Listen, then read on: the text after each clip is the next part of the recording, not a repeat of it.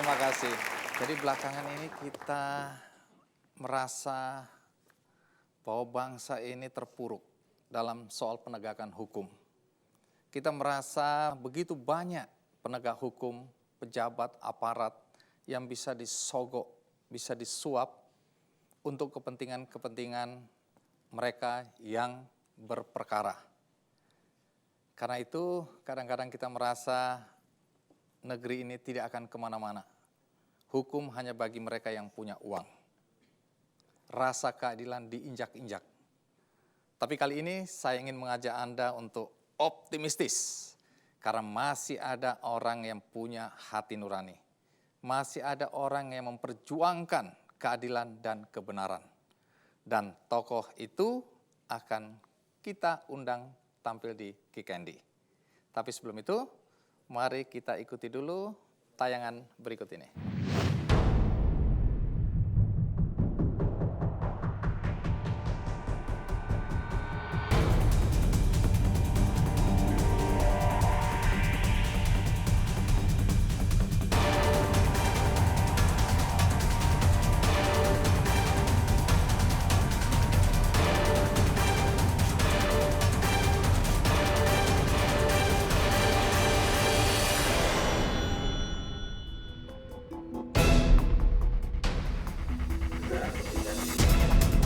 Memperberat hukuman para koruptor yang semua divonis ringan seakan meniupkan angin segar di alam penegakan hukum Indonesia, terlebih pada kasus-kasus korupsi.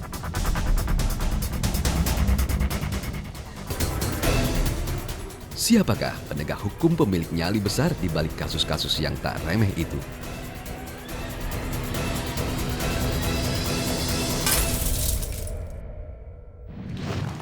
Mari kita sambut Artijo Alkostar.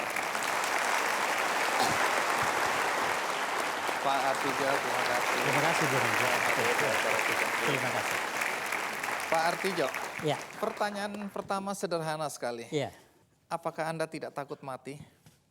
Oh, tidak boleh takut mati kalau membela keadilan dan kebenaran. Tidak boleh itu. Ancaman apapun itu tidak boleh dihindari. Itu konsekuensi daripada pekerjaan. Ya. Pekerjaan hakim, ya. Pekerjaan pengacara, apa saja. Jadi Anda tidak takut mati? Tidak takut mati.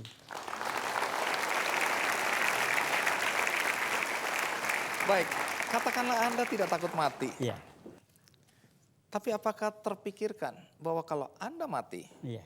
saya tidak mendoakan loh ya. Kalau Anda mati, Iya. kan ada keluarga orang-orang yang Anda cintai yang akan kehilangan Anda. Apakah itu tidak terpikirkan? Oh, tidak. Begini.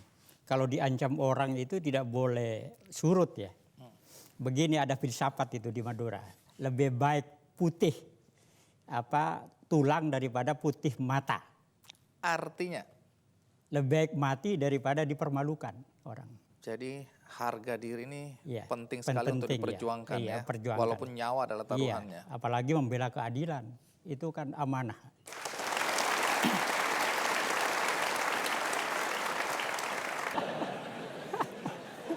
Saya lihat Anda sudah mulai takut ini ya. Anda. Kemudian kita juga ingat ada seorang tokoh yang dikagumi banyak orang, Iya. dianggap lurus, Ya. tegas, namanya Baharudin Lopa. Kematiannya dianggap misterius. Misterius. Ya. Ada rumors bahwa dia juga diracun. Diracun. Udah mulai takut? Enggak. Oh enggak. Baik. Sampai di sini apa komentar Anda? Ya begini, dulu ada di Hakim Agung Pak Syafsuddin ya. Pernah saya mengadili dulu tokoh Orde Baru dengan beliau ini lalu Iya. ditembak itu. Betul. Ditembak lalu kolega saya itu ngajak saya minta dikawal. Iya. Dikawal. Partijo ini gawat ini, kita perlu dikawal ini. Iya. Oh enggak, saya bilang saya enggak punya uang untuk membayar pengawal. Yang kedua saya bilang kalau menembak saya tidak perlu jauh mencari saya. Saya tiap hari naik bajai di dekat Mahkamah Agung itu. Oh gitu. Lewat Iya. mana itu ya? Apanya? Jadi tidak perlu sulit mencari saya kalau menembak saya. Jadi hakim itu harus memutus perkara itu harus merujuk kepada puncak kearifan. Puncak kearifan itu adalah Satu hal yang di dunia internasional dikenal dengan the golden rule, akal semesta. Jadi kalau itu akal itu sudah mencapai titik atas, semua orang akan menerima itu anunya. Itulah common sense ya. Itulah the golden rule. Jadi itu pertimbangan utama yang Anda dan teman-teman di Mahkamah Agung pakai. Iya. Jadi memutus perkara dengan begitu itu tidak harus hanya hak asasi terdakwa, tapi juga hak asasi rakyat. Apalagi korupsi ini kan merampas hak-hak strategis rakyat. Rakyat yang harusnya hidup sejahtera, mendapat pendidikan yang baik ya. Karena dibajak di tengah jalan oleh koruptor ini, ada sebagian itu kemiskinan, menjadi miskin gitu. Inilah saya kira yang harus dipertimbangkan juga oleh hakim dalam memutus perkara korupsi itu. Nanti saya akan pertanyakan juga, karena ada pendapat yang mengatakan bahwa Mahkamah Agung itu tidak boleh menjatuhkan hukuman melebihi hukuman yang sudah dijatuhkan di pengadilan di bawahnya. Nanti saya akan tanya. Tapi kali ini saya lebih tertarik untuk bertanya lebih dulu mengenai keputusan Anda terhadap Angelina Sondah. Walaupun Anda tadi sudah menjelaskan, tapi ada satu pertanyaan yang juga beredar. Apakah hakim-hakim di dalam majelis hakim yang menangani perkara Angelina Sondah tidak punya rasa kemanusiaan untuk mempertimbangkan bahwa dengan keputusan 12 tahun terhadap Angelina Sondah, ada seorang anak di bawah 5 tahun yang sudah kehilangan ayahnya dan kini harus menunggu ibunya selama 12 tahun. Adakah pertimbangan itu juga ada di dalam majelis hakim? Oh tidak, hakim itu tidak boleh mempertimbangkan hal seperti itu. Jadi hakim itu harus mempertimbangkan hal-hal yang memberatkan dan meringankan yang berhubungan dengan perbuatannya dia.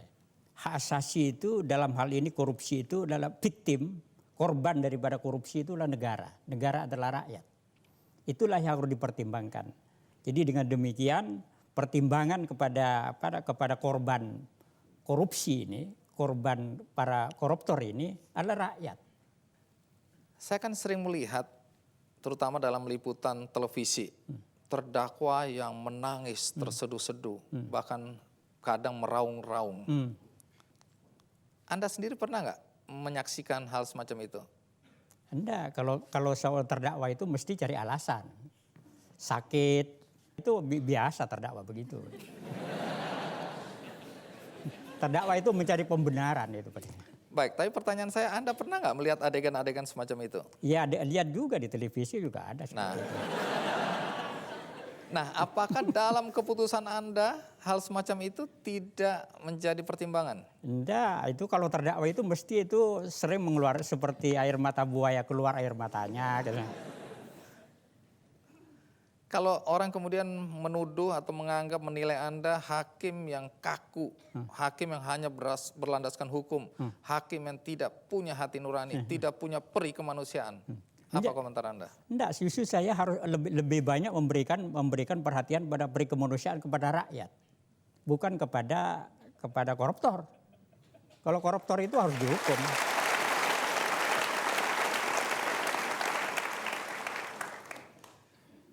Tapi pertimbangan lain yang Anda pakai apa lagi untuk menentukan bahwa hukuman dia harus maksimal? Ya, artinya begini. Jadi perhukuman maksimal itu ada berdasarkan hukum. Kalau di korupsi itu ada dasarnya jelas.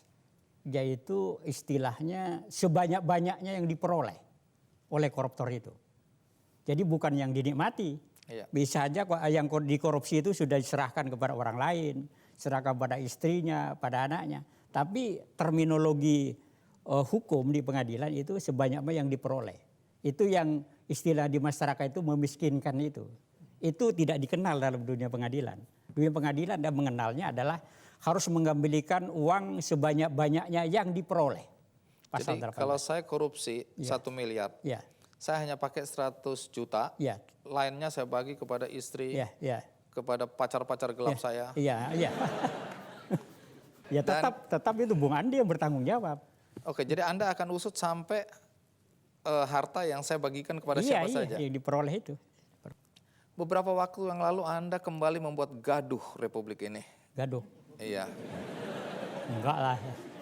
Anda membuat gaduh ketika memutus atau menjatuhi hukuman 10 bulan bagi 3 dokter, Dokter, yang ya. dianggap atau dituduh melakukan malpraktek. Ya. Dokter itu dari Manado dan semua dokter marah kepada Anda. Iya. Tapi sebelum Anda jawab, Ya. mengapa Anda sampai memutuskan mereka bersalah, Ya. kita rehat sejenak, ikuti terus Kick Andy. Saya dengar dokter-dokter bilang sekarang kalau ada pasien yang seperti itu, ya emboli kalau nggak salah, sebaiknya jangan ditangani. Nanti kita ketemu lagi yang namanya Artijo Alkostar. Lebih baik biarkan pasien meninggal. Anda memikirkan nggak hal itu?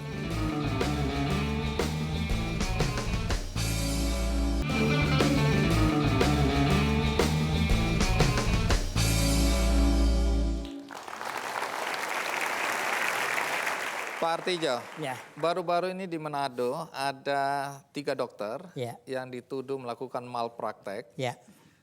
Di pengadilan negeri mereka dibebaskan. Ya. Ketika kasasi masuk ke Mahkamah Agung, Anda putuskan ketiga dokter itu bersalah dan dijatuhi hukuman 10 bulan. Ya. Keputusan Anda ini menimbulkan kontroversi. Para dokter marah karena dianggap Anda tidak punya kompetensi untuk menilai apakah yang dilakukan oleh 3 dokter itu benar atau salah. Ya. Boleh tahu mengapa sampai Anda mengambil keputusan untuk menjatuhi hukuman mereka 10 bulan? Ya. Jadi negara kita ini negara hukum, ya. Jadi siapa yang melanggar hukum itu harus dipidana. Jadi jangankan dokter, hakim aja kalau salah itu harus dihukum. Termasuk Hakim Agung ya? Iya, termasuk hakim agung kalau salah. Jadi hakim itu seperti saya sering katakan, ya, sering katakan kepada keluarga saya, ya saya ini di dunia ini ada sebagai hakim agung, tapi di akhirat itu calon terdakwa semua orang itu. Ya. Jadi pertimbangan saya, kalau sudah seseorang itu memenuhi unsur-unsur pelanggaran hukum, siapapun juga dia, itu harus dipidana. Jadi tidak ada anunya. Kalau pengadilan etik itu sanksinya etik, kode etik itu. Tapi kalau pidana itu lain, sudah masuk kepada ranah hukum. Itu yang harus dipidana. Jadi di negara kita ini tidak boleh ada orang yang profesi apapun yang menempatkan dirinya itu di atas hukum, tidak boleh. Tidak boleh. Para dokter yang menggugat atau yang marah pada keputusan Anda mengatakan bahwa mereka tidak keberatan dokter-dokter yang melakukan aborsi, ya, korupsi itu dihukum seberat-beratnya. Yeah. Tetapi dalam konteks malpraktek di Manado, dampak yang ditimbulkan dari apa yang Anda putuskan di Mahkamah Agung waktu itu, saya dengar dokter-dokter bilang sekarang kalau ada pasien yang seperti itu, ya emboli kalau nggak salah, yang kemungkinan hidupnya 5-10%, sebaiknya jangan ditangani. Nanti kita ketemu lagi yang namanya Artijo Alkostar. Lebih baik biarkan pasien meninggal saja. Anda memikirkan nggak hal itu? Tidak begitu. Jadi setiap profesi itu punya tanggung jawab sesuai dengan predikatnya. Ya. Jadi hakim harus mengadili, polisi harus menyidik, jaksa harus menuntut. Jadi profesi apapun, ya, termasuk profesi dokter. Jadi kan dia ada kewajiban, ada hak dan kewajibannya. Jadi sampai detik ini, Anda masih menganggap keputusan yang Anda ambil terhadap 3 dokter itu benar? Sangat yakin, hakul yakin.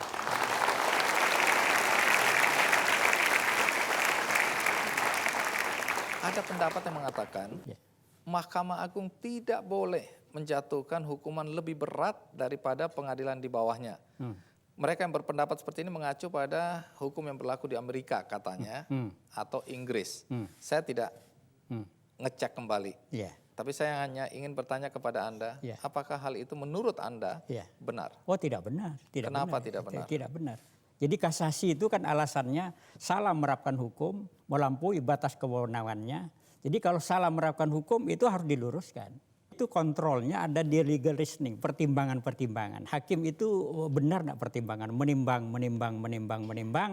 Itu kalau putusannya itu tidak benar, itu harus diluruskan, itu kelihatan sekali. Itu harus yakin betul ya. Yakin betul. Betul. Jadi ketika Anda tahu bahwa keputusan Anda itu menimbulkan riuh rendah di masyarakat, biasanya apa yang Anda lakukan? Oh tidak apa, saya nyenyak aja tidur, saya tidak ada. Pernahkah istri dan keluarga Anda mempertanyakan keputusan Anda? Oh enggak pernah itu Bu Andi. Jadi saya sudah memberitahukan pada keluarga saya bahwa yang keluarga saya itu, termasuk ponakan-ponakan saya, itu yang famili Anda itu adalah Artijo, Hakim Agungnya bukan. Hakim Agungnya bukan. Jadi jabatan Hakim Agung itu kan artefak ya. Artefak itu satu yang melekat ya. Itu tidak masuk dalam diri saya. Setelah ini saya akan bertanya soal suap menyuap. Bukan ibu menyuap bayinya ya. Ya. Tapi bagaimana banyaknya aparat penegak hukum yang mudah disuap. Yes. Baik, tapi sebelum itu kita rehat sejenak, ikuti terus Kick and Rush. Jadi kalau dalam hukum pidana, kalau orang itu punya jabatan itu harus ditambah 1/3 sebetulnya hukumannya. Jadi kalau pejabat, sifat kejahatannya itu lebih besar daripada orang yang tidak punya jabatan. Itu harus diperberat.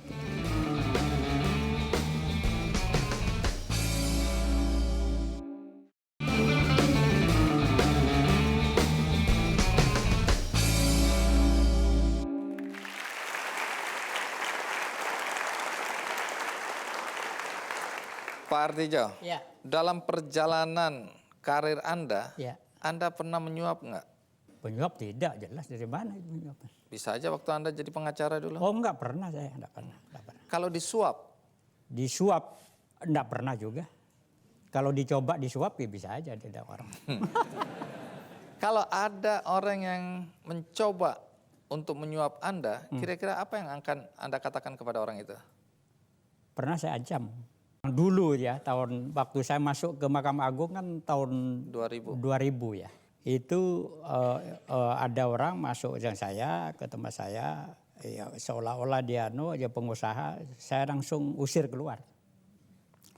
Pernah ada orang juga ngirim surat kepada saya, fotokopi cek. Gitu. Katanya, Pak Artijo nomor berapa nomor rekeningnya Pak Artijo. Saya balas surat itu dengan marah. Saya terhina dengan surat saudara itu, jangan diteruskan lagi, nanti bisa menjadi masalah, usurannya lain, saya bilang. Anda ngomong begitu? Iya, di surat itu. Lain kali kasih nomor rekening saya saja. Tidak ada yang berani. Anda menolak suap apa berarti Anda kaya raya? Hah? Enggak ada. Saya waktu masuk Hakim Agung, saya kira tahun 2000 itu, saya kira media Indonesia pernah memberitakan saya calon hakim yang paling miskin dulu. Anda dengan bajai warna merah. Iya dulu itu ya. mobil pribadi Anda itu? Karena belum dapat mobil dulu bukan dia. Jadi saya dengan bajai dari Mahkamah Agung, saya dulu menyewa di Kuitang ya. Belakang bengkel itu di Kuitang. Dan Anda naik bajai ke kantor? Iya, pulang pergi saya naik bajai. Boleh tahu gaji Anda berapa sih kok kelihatannya Anda sombong sekali?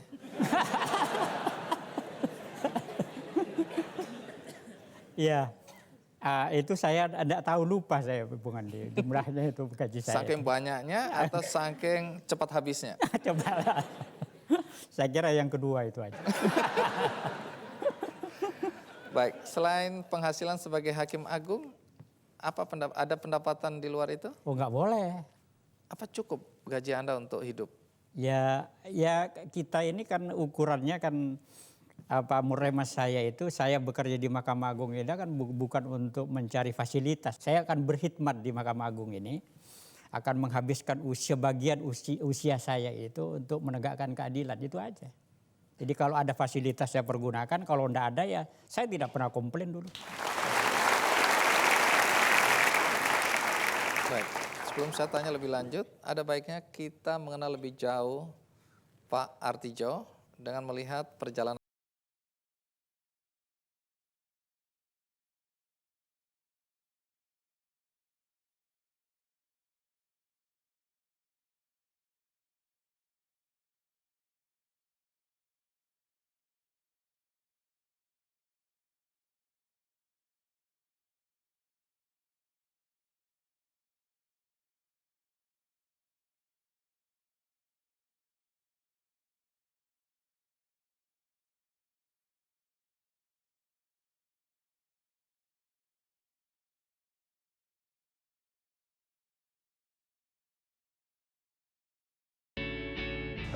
Yang intensif itu memang lawyernya 3, antara Pak Artijo Alkostar, saya sendiri dengan ada dari Kadin Dumius Atok, Paranatambua. Pak Artijo di sana cukup menunjukkan jati dirinya bahwa dia sebagai orang yang memang advokat yang lurus, artinya lurus dengan koridor hukum dan dalam tanda petik cuek dengan kemungkinan intimidasi yang ada di sana melalui jaringan-jaringan yang mungkin tidak resmi, intel, lewat sopir taksi, lewat penjaga hotel, resepsionis yang selalu terkesan memang memata-matai kita. Jadi ya mungkin sebagai daripada teror untuk membatasi atau bahkan kalau bisa menghentikan tindakan pembelaan.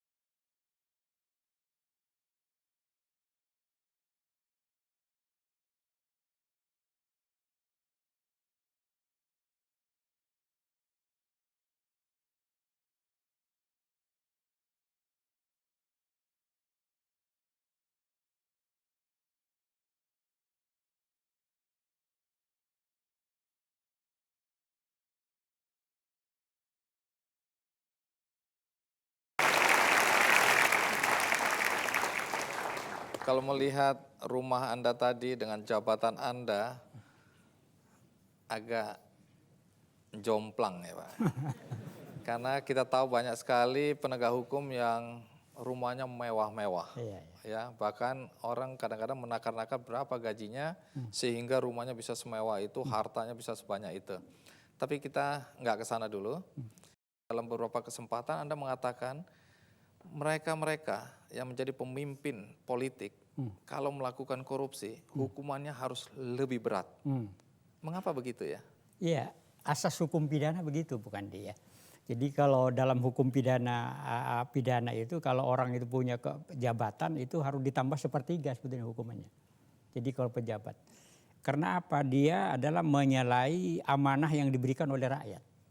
Dia adalah punya kesempatan untuk mengeruk kekayaan itu kan. Punya kewenangan dia.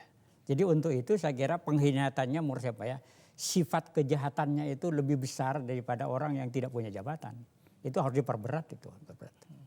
Termasuk Anda menekankan beberapa kali tentang pejabat di perpajakan. Jadi pejabat pajak. Pajak ya. Anda bilang kalau dia melakukan korupsi hukumannya harus lebih berat. Iya. Dasarnya apa lagi nih? Ya itu uang rakyat Bang Budi. Jadi jantung negara, penerimaan negara ini kan dari pajak kan.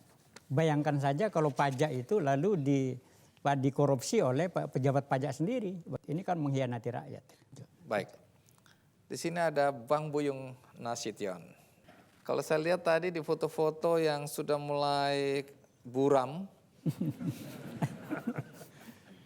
Anda tampak bersama Pak Artijo. Artinya hubungan Anda cukup lama ini ya? 40 tahun lah lebih. 40 tahun. Ya.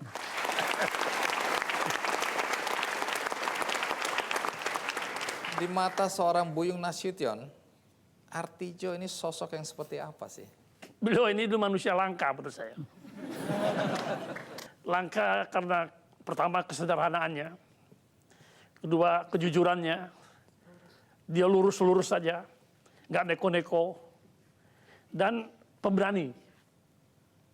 Dan itu yang membuat saya amat terkesan pada beliau sejak saya kenal tahun 70-an. Pada waktu dia masih mahasiswa. Oh, jadi dari mahasiswa sifat-sifatnya udah seperti ini? Dan ikut dengan saya sejak tahun 70-an itulah. Berdiri LBH, kemudian kita dirikan LBH Jogja bersama-sama beliau. Saya dengar dulu Anda mempercayakan LBH Jogja Ya. kepada Pak Artijo. Betul. Atas dasar apa waktu itu? Karena saya katakan tadi, saya temukan manusia yang langka, seperti dia. Kejujurannya, kesederhanaannya, lurus, hatinya bersih, dan ngomong pun juga, kalau nggak ditanya nggak ngomong dia itu, diam aja. Langka kan orang begitu. Banyak. Artijo mana? Di ruang berapa katanya? Di ruang nomor berapa? Oh nggak ada Pak nama Artijo katanya. Yang namanya ada yang namanya Herbin ini. Bahwa kamu jangan main-main ya katanya. Itu sudahlah dia pulang gitu anunya. Jam 12 malam itu si Najib ini berteriak-teriak. Bang Artijo, ini saya didatangi ninja. Udah malam, mau dibunuh katanya. Sehingga ribut lalu itu. Najib ini protes sama hotel. Begini ini di Dili ini tidak aman katanya. Oh enggak Pak, di Dili aman katanya. Ini bukan kriminal Pak. Karena Bapak ini adalah yang membela Santa Cruz katanya. Bah, saya ini baru kali ini datang ke Dili, yang membela Santa Cruz itu tidur sebelah sana.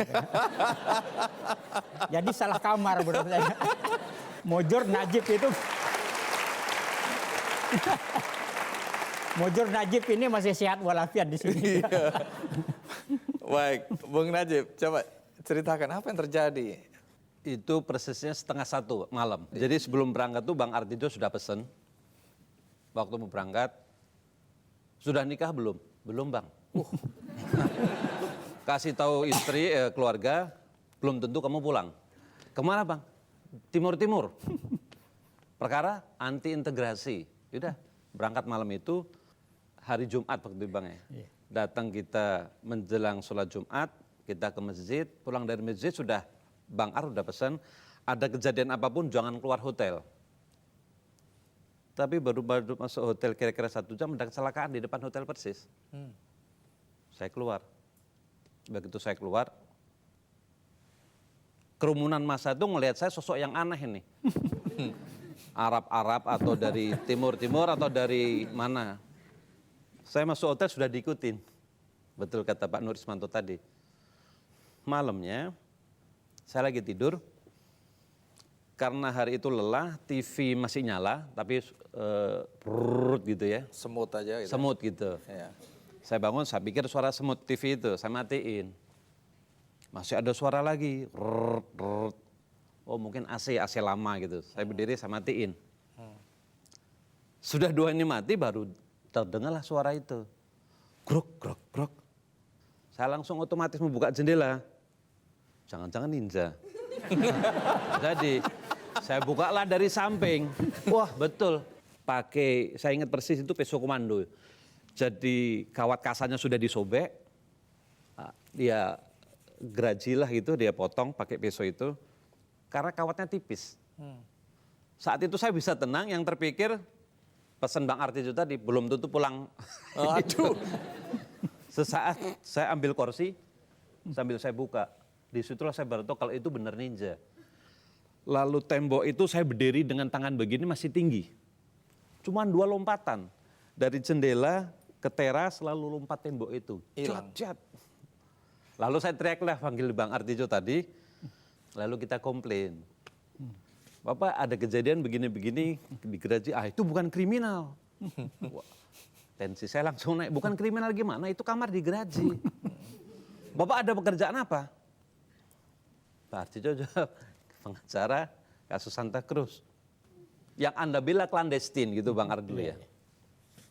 Kalau yang Anda bilang bukan clandestin, Anda selamat. Oh, jadi Dan itu mulai dari situasinya hari seperti datang, itu. betul, sampai 2 minggu di sana. Setiap hari kita diteror. Jadi situasinya waktu itu memang mencekam ya. Cekam ya, cakep. Di pengadilan kita lihat sekarang betapa orang bisa berkelahi. Ya, berkelahi. Ya, jaksa dikejar-kejar, hakim dikejar-kejar, antara terdakwa dan korban berantem, Ya. keluarganya berantem lagi di luar, Ya, kacau balau. ya. Apa yang terjadi sebenarnya? Ya begini, saya kira di negara kita ini dunia peradilan itu terlalu liberal ya, terlalu bebas gitu ya. Kalau di negara lain saya kira, yang saya tahu baik itu di Amerika, Belanda maupun di Inggris ya, itu tidak seenaknya itu wartawan datang ke ruang pengadilan itu. Kok Anda menuduh wartawan? Hah? Saya bilang orang-orang lain kok Enggak, Anda... menyorot-nyorot sampai sekarang kan live begitu aja. Jadi negara kita ini tidak ada ketentuan tentang contempt of court, tadi penghinaan terhadap peradilan. Ya, Jadi Bang Buyung pernah ngalami ya, Ya. baru tolak pinggang, diusir. Ya, seharusnya itu kita dikembalikan lagi dunia peradilan ini untuk menerapkan contempt of court itu. Pak Artijo, gara-gara Anda sekarang ini dianggap momok bagi para koruptor, karena keputusan-keputusan Anda itu melipat gandakan hukuman bagi mereka, ada kecenderungan sekarang koruptor tidak mau kasasi. Di satu sisi Anda selalu mengatakan Anda rindu untuk bertemu para koruptor Ya. di Mahkamah Agung. Iya. Berarti nggak akan ketemu-ketemu, yang lain lari semua Anda sendiri. Boleh tahu, apakah Anda merasakan bahwa ada ketakutan dari koruptor untuk kasasi sekarang ini? Indikatornya itu mencabut itu. Beberapa orang itu mencabut sudah itu.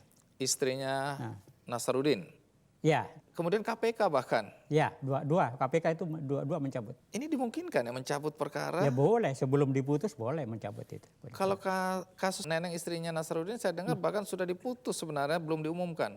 Kita putus itu pukul 3 ya. Iya. Suratnya itu masuk baru pukul 4, jam 4, pukul 4 sore. Iya, kita tolak aja kasasinya itu. Termasuk yang keputusan Anda yang dianggap ekstrim adalah terhadap bandar narkoba. Narkoba ya. Julukannya Alung kalau nggak salah. Iya, iya. Yang sebenarnya sudah diputus 1 tahun. Iya, iya. Kemudian jaksa mengajukan kasasi. Ya, Di Mahkamah Agung Anda putuskan berapa lama? Masih ingat? lupa saya. Anda putuskan 20 tahun. Iya.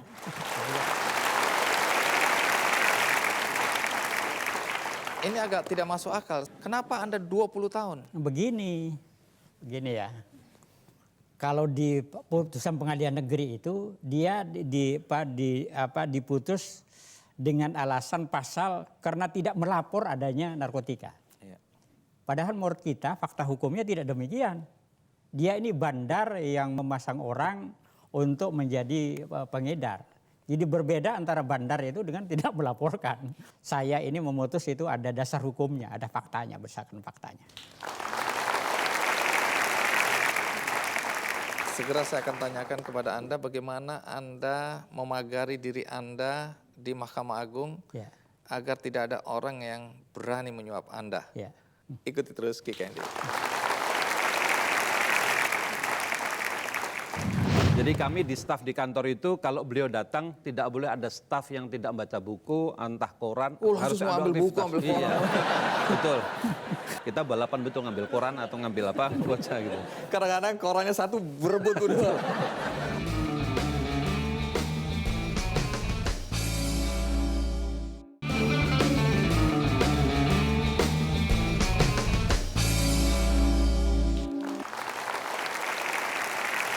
Sekali lagi saya ingin tahu dari Bung Najib, Anda kan sudah begitu dekat ya, bahkan bersabung nyawa bersama Pak Artijo.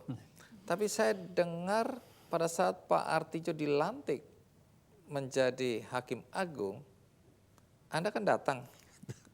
Apa kalimat pertama yang diucapkan oleh Pak Artijo? Saya datang ke kantor beliau dengan niat mengucapkan selamat. Bapak siapa? Saya mantan asistennya. Di mana? Di Jogja. Begitu Pak Gitu masuk, pertama kan keluar, kamu punya perkara? Enggak Bang, kalau punya Pak perkara Artijo ngomong keluar. ke Anda gitu.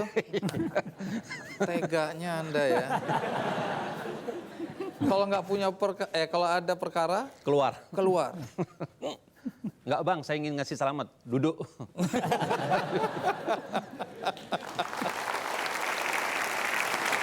Baik, Pak Artijo, yang beredar di masyarakat sekarang ini adalah betapa Anda memagari diri Anda untuk supaya tidak disuap, Ya.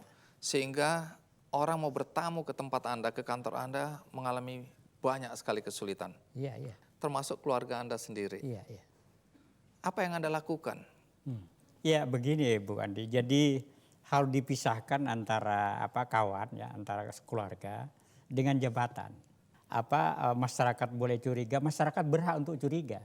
Kalau saya misalnya makan di rumah makan dengan pengacara, betapapun dia, itu rakyat berhak untuk curiga. Ada apa itu hakim kok makan bersama dengan pengacara? Jadi saya setelah menjadi hakim ini, kalau tadi dikatakan kaku sudah kaku, ini tambah kaku lagi.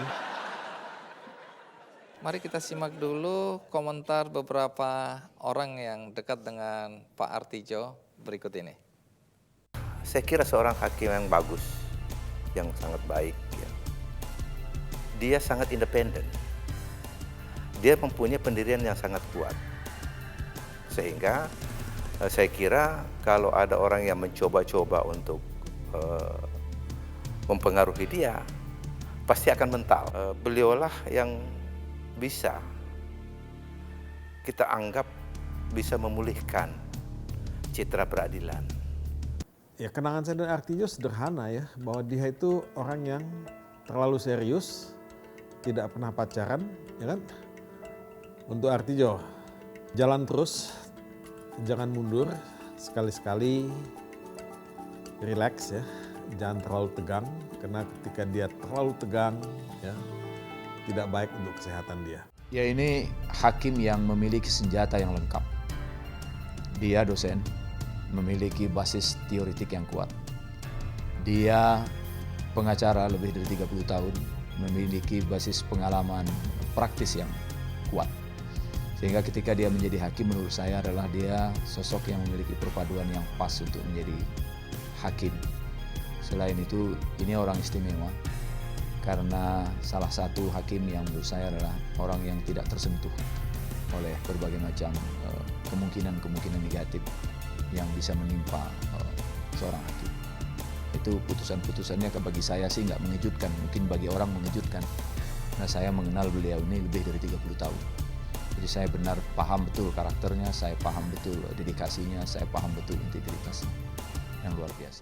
Sejauh mengenai kejujuran dan integritas, Artidjo Alkostar tidak ada duanya. Artidjo ini seperti menggunakan kacamata kuda, gitu. Ya, dia nggak melihat ke kiri dan ke kanan. Ya memang dia seperti itu. Hendaknya Pak Arjo tetap mampu dengan kekuatan yang ada merubah dunia hukum kita yang carut marut ini melalui putusan-putusan dan bisa menjadikan iklim penegakan hukum di Indonesia menjadi semakin baik. Mumpung Pak Arjo masih di Mahkamah Agung dan saya kira masih cukup waktu dan cukup didengar dan diperhatikan banyak pihak karena masyarakat luas nampaknya di belakang Pak Arjo.